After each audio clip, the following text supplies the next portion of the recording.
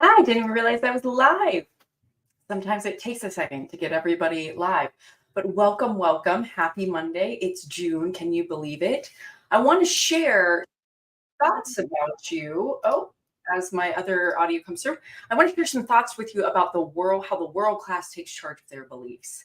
As a performance psychologist and a lover of neuropsychology, this is a point that many people do not comprehend.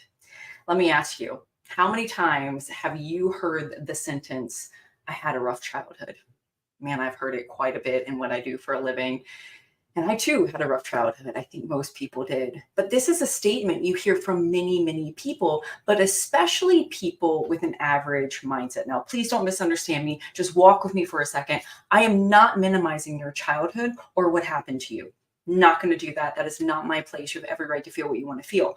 What I'm telling you is that a world-class thinker leaves their childhood in the past after they have processed it.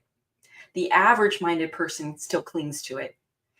And being able to leave your past in the past, not allowing it to influence your present or your future, it's hard work, but it's one of the major mental habits of a world-class thinker compared to an average-minded individual, which is what we're talking about, their belief system, the belief system of a world-class thinker. I don't know about you, but I want to be a world-class thinker. I want to think like a winner in every situation. I want to continue to grow and reach that higher self and really operate in that spirit or higher self in all situations. Comment if you do too. I'd love to learn.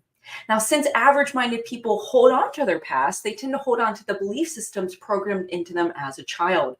Unfortunately, since the people who shaped their belief system were also more average-minded, that's most of the world, they choose to agree with false limitations, and they too then become limited. The manifestation of an average person accepting the belief system of other average people leads them to develop and live by a set of beliefs that reinforce that they must survive and that they cannot afford the luxury of thriving or success in life. It's always like amazing to me how the blind really does lead the blind. Like an elephant tethered by a string, unaware that their physical power, let alone their mental power, could snap the twine in a nanosecond, average people are tethered by a set of belief systems that whisper in their minds, avoid pain at all costs, focus on what you don't want to experience, and this is why you cannot achieve whatever it is you deeply desire to do. Unfortunately, this belief system only leads to depression, unhappiness, limited potential, and playing a not to lose game, which is dangerous. Because when one plays the game in a way of not wanting to lose, they are indirectly and directly not thinking about winning, but surviving, thus creating a classroom mentality. Let me know in the comments if this makes sense, because remember, we work to create our most dominant thought. So if your most dominant thought is not to lose, you're focusing on losing, not winning. Does that make sense?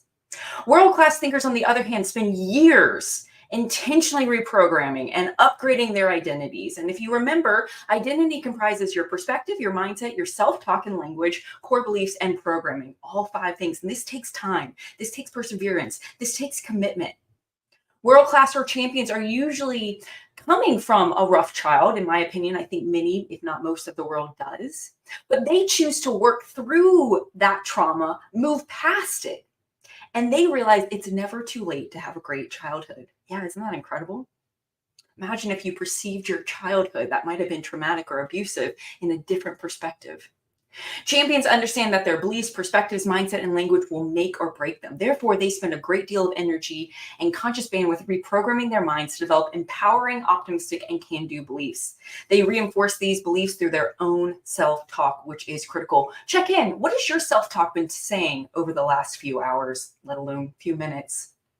Champions have worked to become aware of what limiting beliefs and thoughts direct them away from their potential, intentionally capturing that thought that's speaking against them, speaking the new belief over that corrupt thought, and then choosing to go that ideal way. Look at the intentionality. Look at the ability to operate in their higher self, which is where you're observing more of that lower consciousness. World-class thinkers are willing to go against the path of least resistance, especially regarding their thought lives. It's easy for a human to follow the path of least resistance, right? But winners are salmon. They go upstream.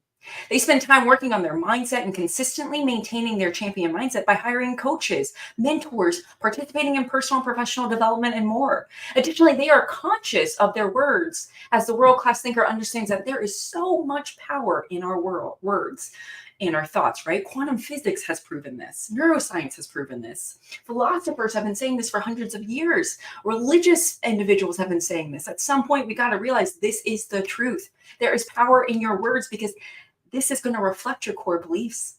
The average-minded person does not want to do the work to continuously reprogram and adjust their thinking, right? They just want that magic bullet. Let me just do something once and it forever be done. And it doesn't work that way, right? The world-class thinker understands that working on their mindset and reprogramming their mind is a never-ending habit that must be done every second of the day. And the fact that they have to continuously and consciously work on their mindset is a fact that average-minded people refuse to accept. They don't want to accept it. It's not that they can't, they just don't want to. And that is why they are limited. Average people declare world-class thinkers to be brainwashed by toxic positivity, but the champions know, based on research, that the healthiest and most successful people have an overly optimistic mindset and perspective. Average-minded people do not believe that they can program themselves to believe whatever they want, which is super ironic when you stop and think about it, because they have programmed themselves to believe what they want to believe, which is, hey, it's not possible to reprogram myself. World-class thinkers know and believe that whatever they can imagine, they can do. And whether they think they can or think they can't, they're right. Champions intentionally reprogram their beliefs to be anything they want. Then they do the work to make the belief become their dominant synaptic nerve connection, which is done through conscious self-talk and visualization, just to name 2 techniques. And it's by repeating themselves what they want to see and experience and leveraging that intentional self-talk that their new beliefs override their old beliefs. And world-class thinkers, they don't start off as world-class thinkers, no. They choose to reprogram their average-minded beliefs into believing that all things are possible and that they could and would reach their fullest potential through having self-believing self-talk accompanied by optimism and perseverance. Let me ask you, where would you be if you had 100% self-talk? While average-minded people make themselves feel better by saying that the world-class thinker is more intelligent or fluent than they are, or whatever excuse they're clinging on to in that moment, the world-class thinker understands that anyone at any age, any intellectual level, any financial level can transform their belief system and mindset. The truth is that money, age, and intellect play a very, very, very minor role in the process of transforming into a world-class thinker or thinking like a champion.